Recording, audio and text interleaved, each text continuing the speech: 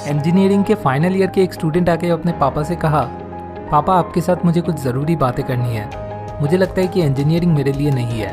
मैं फ़ोटोग्राफी में अपना करियर बनाना चाहता हूँ।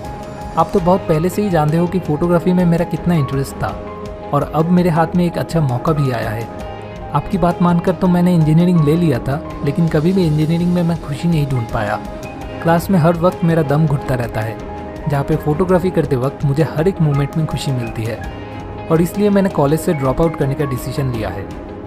ये बातें सुनने के बाद उस लड़के के पापा ने उससे कहा, नालायक, इसलिए इतना पैसा खर्च करके तुम्हें इंजीनियरिंग पढ़ने भेजा था? छी, इस सोसाइटी में हम अब मुँह दिखाएंगे कैसे? ये सब फोटोग्राफी में कोई फ्यूचर नहीं है। अपना इंजीनियरिंग कंप्लीट करो वरना इस घर से निकल जाओ।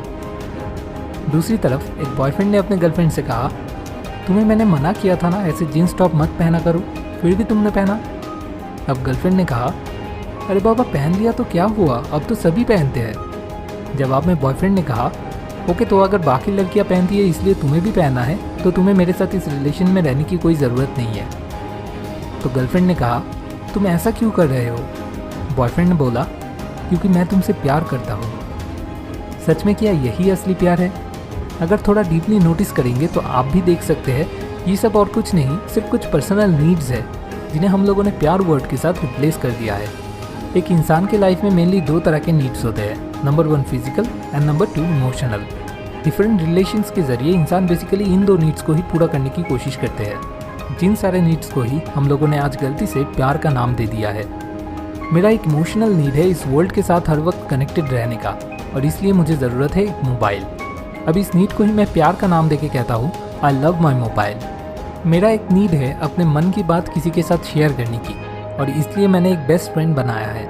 अब इस नीड को ही मैंने प्यार का नाम दे दिया है और बिल्कुल मेरे तरह ही ऑपोजिट साइड में जो है वो भी अपने किसी एक नीड को पूरा करने के लिए मेरे साथ रिलेशन बनाई है, जिसको वो भी मेरे तरह ही प्यार का नाम दे दिया है।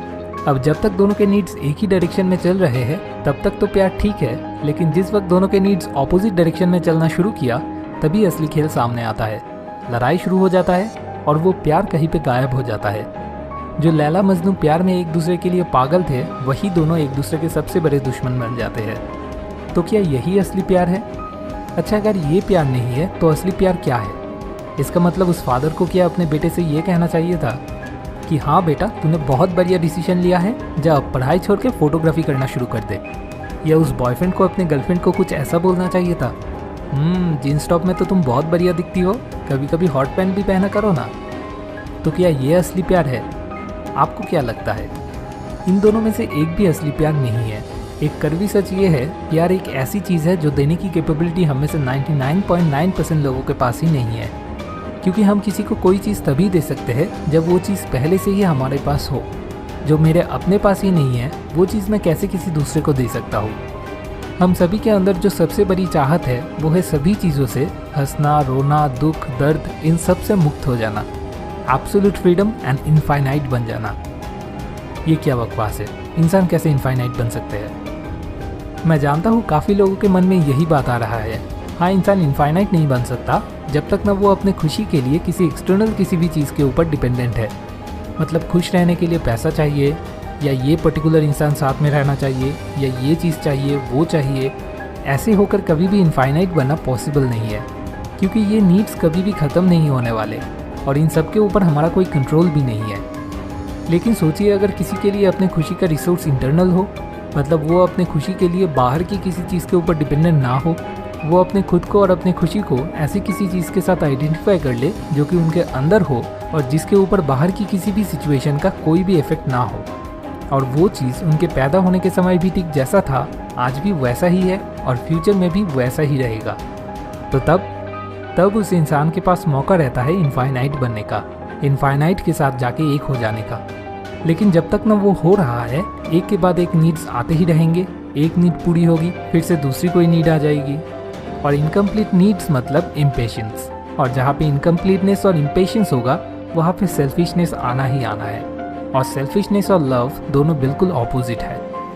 जब हम पूरी तरह से बिना किसी स्वार्थ के, पूरी तरह से मतलब बिल्कुल पूरी तरह से रिटर्न में कुछ भी एक्सपेक्ट ना करके किसी के लिए कुछ करते हैं, तो तब वो होता है असली प्यार करना, जहाँ पे एक्सपेक्टेशन और सेल्फिशनेस की इतनी सी भी कोई जगह नहीं है। अब कितने लोग ऐसे हैं जो कह सकते हैं कि हाँ, मैं सच में अपने आप से प्यार करता हूँ, मुझे किसी दूसरे से या अपने आप से भी खुश होने के लिए कुछ नहीं चाहिए, मैं पूरी तरह से ज़िंदगी से सेटिस्फाइड हूँ। मेरे ख्याल से बहुत ही कम, क्योंकि हम सभी अपने खुशी के लिए थोड़ा बहुत एक्सटर्नल रिसोर्सेज के ऊपर डिपेंडेंट है। इसलिए प्यार वर्ड को यूज़ ना करके मुझे लगता है नीड वर्ड को यूज़ करना ही शायद ज़्यादातर केसेस में सही है। अच्छा, तो फिर उस पापा और बेटे के मामले में क्या हुआ? अगर वो पापा अपने बेटे से सच में प्यार करते तो फिर वो उससे क्या कहते? सबसे पहली बात तो अपने बेटे की बात सुनते ही वो कभी भी नालायक कह के गुस्सा नहीं हो जाते, क्योंकि उनके पापा अगर पहले से ही अपनी लाइफ से पूरी तरह से सेटिस्फाइड होते तो फिर उन्हें अपने बेटे से भी कुछ नहीं चाहिए होता। तो तब वो उसे क्या कहते? अपने बेटे को ठंडे दिमाग से समझाते कि क्यों उनको लगता है उनके बेटे का लिया हुआ ये डिसीजन इस वक्त के हिसाब से सही नहीं है। उसके साथ अपने एक्सपीरियंस को बिल्कुल ठंडे दिमाग से शेयर करते, और अगर फिर भी उसके बाद भी उनका बेटा नहीं मानते तो तब भी वो कभी भी उसे फोर्स नहीं करते कि वो जो चाहते हैं वही करने के लिए, क्योंकि उन्हें अपने बेटे से कुछ नहीं चाहिए, फिर चाहे वो सोसाइटी में मुंह दिखाने लायक रहना ही हो या अपने बेटे को एक पढ़ा लिखा इंसान बनाना ही क्यों ना हो। अब बहुत लोग ये कह सकते हैं कि पापा अपने बेटे से इतना सा तो उम्मीद रख ही सकते हैं, इसमें गलत क्या है? गलत कुछ भी नहीं है। मैंने कब कहा कि नीड्स रहना गलत है? मैं सिर्फ ये कहना चाह रहा हूँ कि हम जिसे प्यार कह के गलती कर रहे हैं वो असल में प्यार नहीं है, वो असल में हमारी नीड्स है। बस इतना सा ही। मैं सही गलत जज नहीं कर रहा, मैं सिर्फ असली प्यार किसे कहते हैं वही आपको क्लियर करने की कोशिश कर रहा हूँ कि जब हम पूरी तरह से बिना किसी स्वार्थ के, पूरी तरह से मतलब बिल्कुल पूरी तरह से रिटर्न में कुछ भी एक्सपेक्ट ना करके किसी के लिए कुछ करते हैं, तो तब वो होता है असली प्यार करना।